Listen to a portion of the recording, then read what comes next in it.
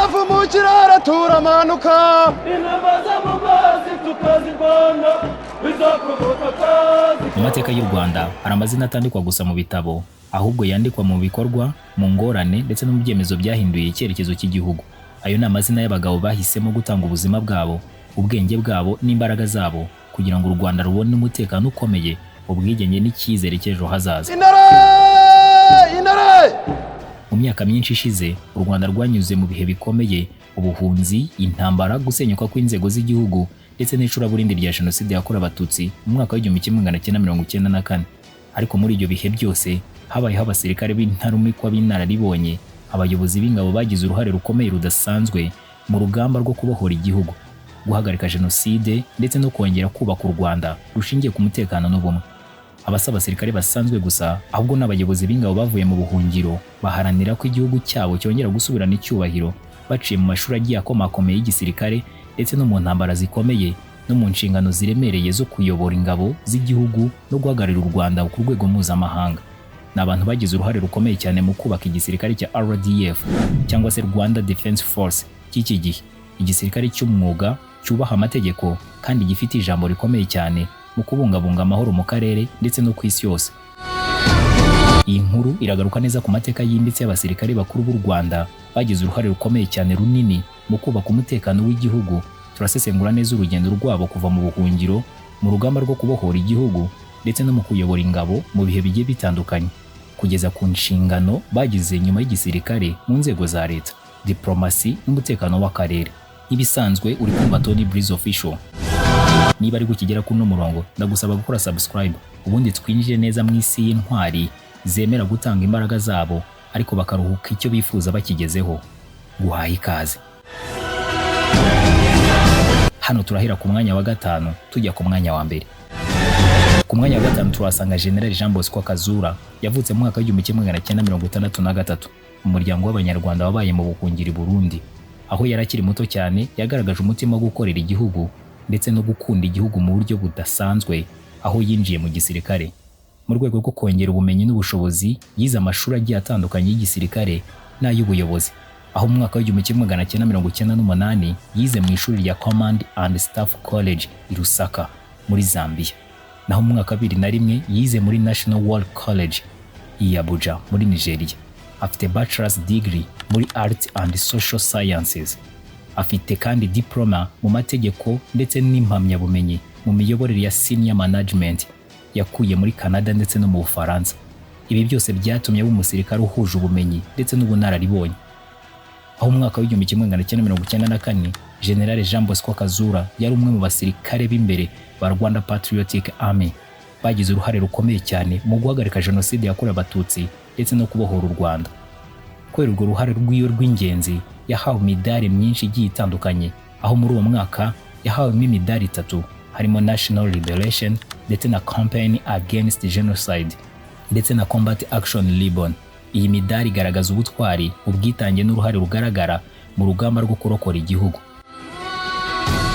Nyuma y'iyo myaka yose yo kubohora igihugu, Kazura yakomeje kuzamuka neza mu nzego z'igihugu z'u Rwanda. Hagati y'1998 na 2003 yatangiye guhabwa inshingano zo kuyobora abandi basirikare, ibintu byamusabye ubumenyi, ubunyangamugayo n'ubushobozi bwo gufata ibyemezo bikomakomeye.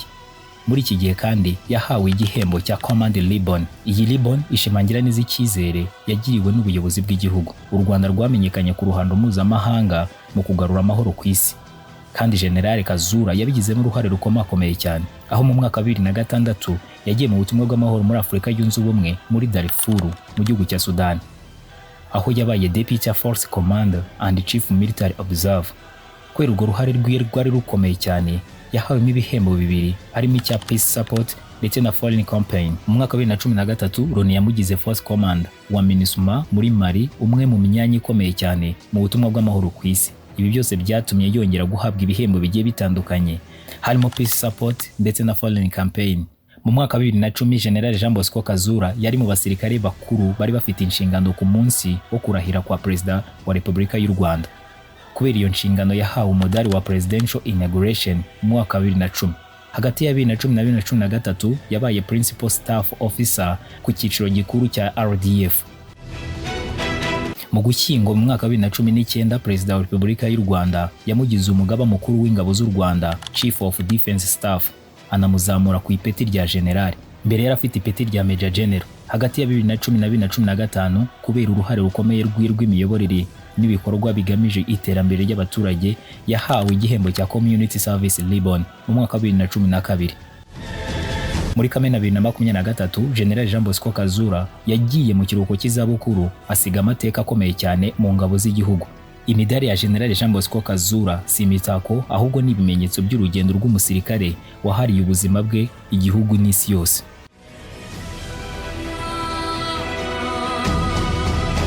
Ku mwanya wa kane turasanga General Fred Ibigira. Yavutse mu mwaka wa 1964 mu buhungiro muri Uganda. Mu bihe byari birimo abanyarwanda benshi bari barahunze igihugu kubera ibibazo bya politike byaranze u Rwanda mu mwaka wa 1994. Ubuhunzi bwagize uruhare rukomeye cyane mu kumutoza kwihangana ndetse no gukunda igihugu akiri muto cyane. General Fred Bigira ni umwe mu basirikare bakomeye ba RPA, inkotanyi bagize uruhare rukomeye cyane mu ntambara yo kubohora u Rwanda yatangiye mu mwaka wa 1990. Yagaragaje ubushobozi bwo kuyobora ingabo ku rwego rwo hasi ndetse n'urwo hejuru. Ayobora amabata yagiye atandukanye ndetse n'amadiviziyo yagiye atandukanye mu bihe byari bikomeye by'intambara. Azwi cyane cyane nk'umwe mu bayobozi b'ingabo zagize uruhare rukomeye cyane mu kubohora Butare mu majyepfo y'u Rwanda mu mwaka wa 1994 mu bihe byari byiswe Operation Turquoise. Urugamba rwagize akamaro kanini cyane mu guhagarika jenoside yakorewe abatutsi mu majyepfo, kugarura umutekano mu bice byari byiganjemo ubwicanyi ndetse no gusubiza icyizere abasivile bari barahungabanye bikomeye. Uru ruhare rwiwe muri ibi bikorwa rwatumye afatwa cyane nk'umwe mu basirikare b'inararibonye kandi b'intwari mu mateka ya RDF. Yize amashuri agiye atandukanye y'igisirikare gisumbuye, harimo amahugurwa ya Basic Training mu ngabo za RPA, amahugurwa yo kubora ingabo Command and Staff Course, inyigisho zo ku rwego rwo hejuru mu miyoborere y'ingabo n'umutekano, Strategic and Security Studies. Ibi byose byamufashije kuba umusirikare ukomeye cyane uhuza ubumenyi n'ubunararibonye bwo ku rugamba. Mu ntambara yo kubohora u Rwanda ndetse no guhagarika jenoside yakorewe abatutsi mu mwaka wa 1994, Fred Bigira yari mu basirikare b'imbere cyane ba Rwanda Patriotic Army bagize uruhare rukomeye cyane ku rugamba rwo gusubiza igihugu ku murongo. Kubera urwo ruhare rwiwe yahawe imidari y'ishimwe ndetse n'icyubahiro irimo National Liberation, Campaign Against the Genocide ndetse na Combat Action Ribbon. Iyo yose yayihawe mu mwaka wa 1994. Iyi midari igaragaza ubutwari bw'umusirikare wari ku murongo w'imbere mu bihe byari bikomeye by'igihugu. Nyuma ya jenoside, General Fred Bigira yakomeje urugendo rwe mu gisirikare azamuka mu myanya myinshi igiye itandukanye y'ubuyobozi. Umwe mu bayobozi bagize uruhare rukomeye cyane mu kubaka RDF nshya ihuriweho kandi y'umwuga. Kubera kuyobora ingabo mu buryo bunoze, yahawe ishimwe rya Command Ribbon hagati y'umwaka wa 1998 ndetse na 2005. Iyi ribbon igaragaza icyizere n'ubushobozi bwo kuyobora abandi basirikare. General Fred Bigira yagize uruhare rukomeye cyane mu butumwa bw'amahoro bwo kugarura amahoro hanze y'u Rwanda, aho yagiye ahagararira igihugu ku rwego mpuzamahanga. Kubera izo nshingano zose yaje guhabwa ibihembo birimo Peace Support ndetse na Foreign Campaign. Ibyo byose yabihawe mu mwaka wa 2005 kugeza mu mwaka wa 2010. Ibi byagaragaje icyizere amahanga yagiriye igihugu cy'u Rwanda ndetse n'abayobozi babo. Mu myaka yakurikiyeho, General Fred Bigira yagize inshingano zikomeye cyane mu buyobozi bw'ingabo z'u Rwanda, aho mu mwaka wa 2019 yazamuwe ku ipeti rya Lieutenant General, anagirwa Chief of Staff Reserve Force, umwe mu myanya ikomeye cyane mu miyoborere ya RDF. Kubera umusanzu we mu iterambere ry'igihugu n'imiyoborere myiza y'abaturage, yahawe umudari wa Community Service Ribbon ahagana mu mwaka wa 2012 ndetse na 2015. Urugendo rwa General Fred Bigira rugaragaza neza ko umusirikare atari ukurwana gusa, ahubwo ari ukuyobora, gutoza abandi ndetse no kurinda igihugu n'indangagaciro zacyo.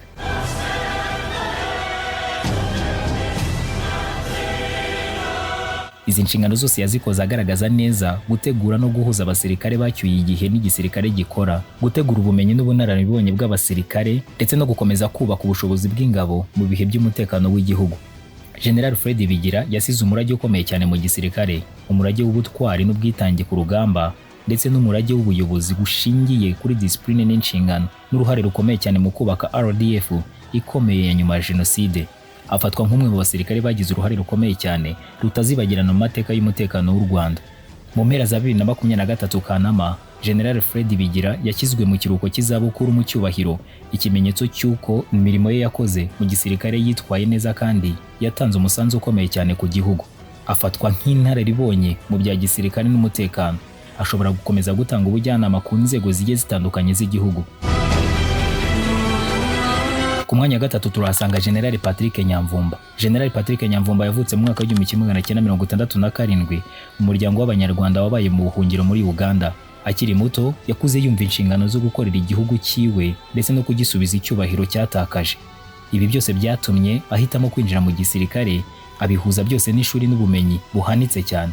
General Patrick Nyamvumba uzwi cyane nk'umwe mu bayobozi b'ingabo bafite uburezi buhanitse mu gisirikare ndetse no mu miyoborere. Yize mu mashuri menshi agiye atandukanye kandi akomakomeye, aho afite bachelor's degree muri political science ndetse na master's degree muri international relations, command and staff course, amahugurwa yo kuyobora ingabo na National Defense College, National War College, amahugurwa yo ku rwego rwo hejuru mu miyoborere y'ingabo n'umutekano, amahugurwa agiye atandukanye muri strategic security studies harimo n'ayabereye hanze y'u Rwanda.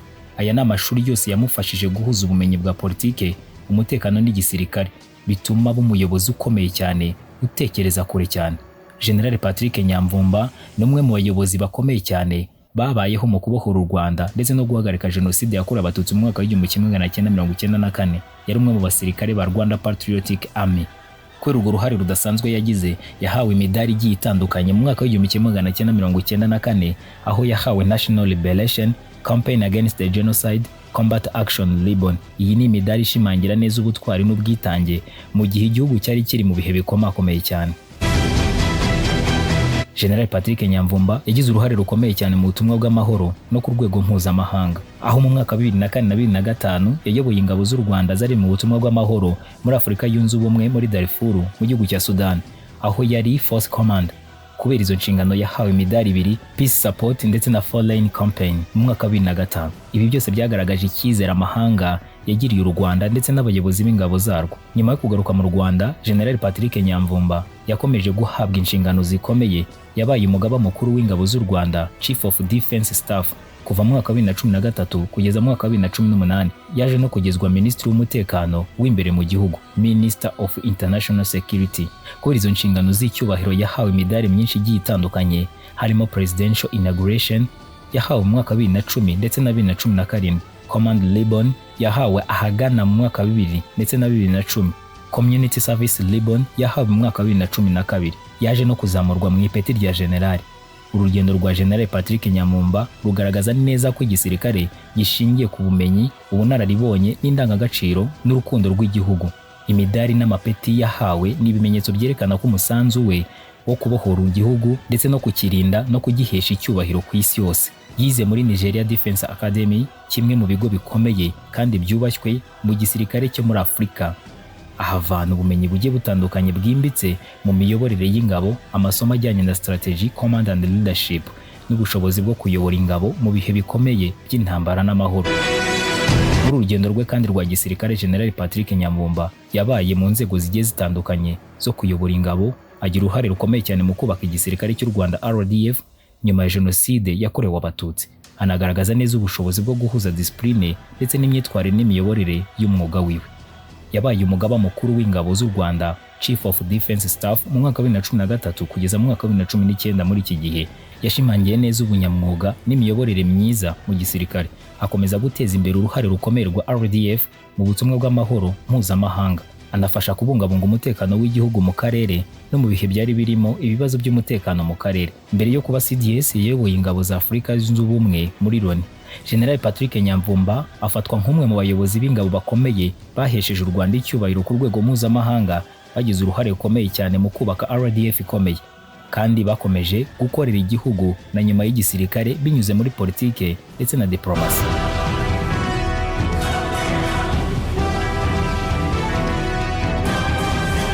Ku mwanya wa kabiri turasanga General James Kabarebe. General James Kabarebe yavutse mu mwaka wa 1959 mu muryango w'Abanyarwanda wabaga mu buhungiro muri Uganda. Akiri muto yakuze mu buzima bw'impunzi, ahakura icyifuzo cyo guharanira uburenganzira bw'igihugu cyiwe. Yinjiye mu ngabo za National Resistance Army zo muri Uganda, ari nazo zamuhaye ubumenyi bukomeye bwa mbere mu bya gisirikare n'intambara. General James Kabarebe uzwi cyane nk'umusirikare uhuza ubunararibonye bwo ku rugamba ndetse n'ubwenge bwa gisirikare. Yize amashuri n'amahugurwa agiye atandukanye ya gisirikare, harimo Basic Military Training mu ngabo za Uganda, Advanced Military and Command Courses, amahugurwa yo ku rwego rwo hejuru na Strategy, Intelligence and Operation. Nubwo atazwi cyane mu mashuri ya kaminuza asanzwe, General James Kabarebe uzwi nk'umusirikare wize ishuri ry'urugamba School of War Experience, aho ubunararibonye bwe bwabaye isomo rikomeye cyane. Mu ntambara yo kubohora u Rwanda, General James Kabarebe yari mu bayobozi bakuru kandi bakomeye ba Rwanda Patriotic Army.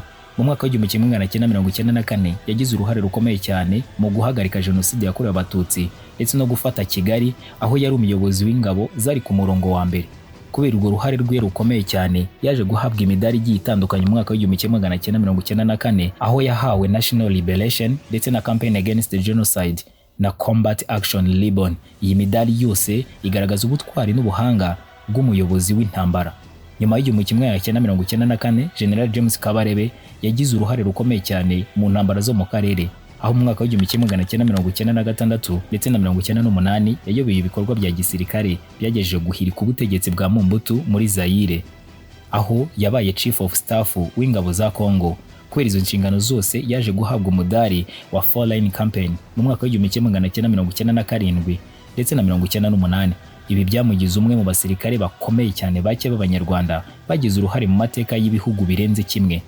General James Kabarebe yagize inshingano nyinshi zikomakomeye mu gihugu imbere, aho yabaye umugaba mukuru w'ingabo z'u Rwanda, Chief of Defense Staff, Minisitiri w'ingabo mu mwaka wa 2010 kugeza 2018, aba umujyanama mukuru wa Perezida mu by'umutekano.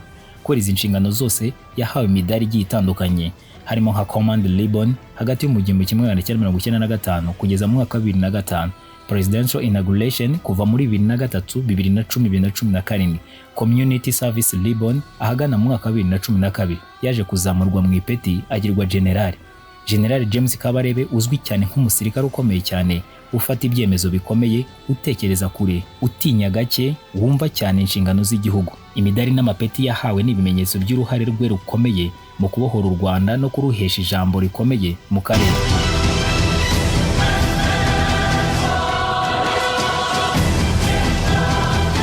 Ku mwanya mbere turasanga General Mubaraka Muganga.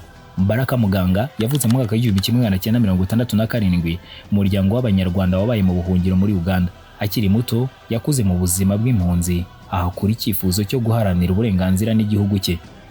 Ibi byose byatumye yinjira mu rugamba rwo kubohora u Rwanda, yiyemeza kuba umusirikare w'umwuga.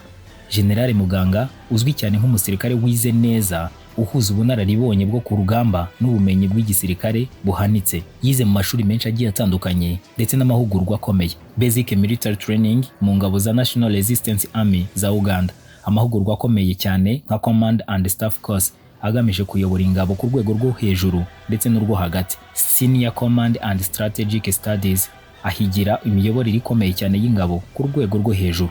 Amahugurwa atandukanye ajyanye na Operation, Security and Leadership. Aya ni amashuri akomakomeye yamufashije kuba umuyobozi utekereza kure, ushoboye gufata ibyemezo bikomeye mu bihe bigoye. Mu ntambara yo kubohora u Rwanda ndetse no guhagarika jenoside yakorewe Abatutsi mu mwaka w'1994, General Mubaraka Muganga yari umwe mu basirikare bakomeye cyane ba Rwanda Patriotic Army bagize uruhare rukomeye kandi rufatika ku rugamba. Kubera urwo ruhare rwiwe yahawe imidari y'ishimwe ndetse n'icyubahiro, harimo National Liberation ndetse na Campaign Against Genocide, Combat Action Ribbon. Iyo yose yayihawe mu mwaka w'1994. Iyi ni imidari igaragaza ubutwari n'ubwitange byaranze uru rugendo rutoroshye. General Mubaraka Muganga yagize uruhare rukomeye cyane mu butumwa bwo kugarura amahoro ku rwego mpuzamahanga, ahagararira u Rwanda mu bihe bigiye bitandukanye byarimo amakimbirane akomeye cyane. Yayoboye ingabo z'u Rwanda mu butumwa bwa Afurika yunze ubumwe ndetse n'umuryango w'abibumbye. Kubera izi nshingano zose yahawe imidari igiye itandukanye irimo nka Peace Support, Foreign Campaign kuva mu mwaka wa 2005 kugeza mu mwaka wa 2010. Ibi byose byerekana icyizere amahanga yagiriye ingabo z'u Rwanda ndetse n'abayobozi bazo. Yabaye umuyobozi mukuru w'ishuri rikuru rya gisirikare Rwanda Defense Force Command and Staff College Nyakinama. Yagize uruhare rukomeye cyane mu gutoza no gutegura abasirikare bakuru b'u Rwanda n'andi mahanga. Kubera izi nshingano zose yaje guhabwa imidari irimo nka Command Ribbon kuva mu mwaka wa 2000 kugeza mu mwaka wa 2010 ndetse na Community Service Ribbon kuva mu mwaka wa 2012.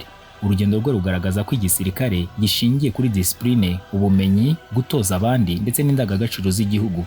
Imidari n'amapeti yahawe ni ibimenyetso by'umusanzu we mu kubohora u Rwanda, kururinda ndetse no gutoza abasirikare bazarurinda ejo hazaza. Bose tugarutseho hejuru n'ibikomerezwa ni bamwe mu bajenerali benshi bakomeye igihugu cy'u Rwanda gifite. Ni ingabo zihirimbanira kubaka, gukorera, guhesha ndetse no gutanga ubuzima bwabo ku gihugu cy'u Rwanda kugira ngo kibe gituje kandi gitekanye. Nubwo umutekano wose u Rwanda rufite, ababiri inyuma ni ingabo zidahwema kugaragaza ubuhanga bwazo buhambaye, kandi nabo bahagarariwe n'umugaba mukuru w'ikirenga w'ingabo z'igihugu RDF, Rwanda Defense Force, ari we Perezida w'igihugu Paul Kagame. Kandi nubwo igihugu cy'u Rwanda gifite umutekano urengeje 100%, byose biba bihagarariwe n'abajenerali b'igihugu ndetse n'izindi nzego zigiye zitandukanye. RDF kujya kugarura amahoro kwayo ku rwego rwo kubaka ubukombe ku isi kubera ibikorwa byabo byo kugarura amahoro muri operasiyo zigiye zitandukanye, byose biva mu ubuhangange budasanzwe bw'abagabo badasanzwe barinda igihugu, ku bitekerezo byabo byihishe mu bwenge bwabo abanyamahanga batazi. Ese umaze kumva aba bajenerali bose ubuhanga ndetse n'ubuhangange bafite ndetse no gutunga utaruzi ibigwi bye n'amateka ye, igitekerezo cyawe ni iki? Twandikire muri comment. Nk'ibisanzwe uri kumva Tony Breeze Official. Ciao ciao.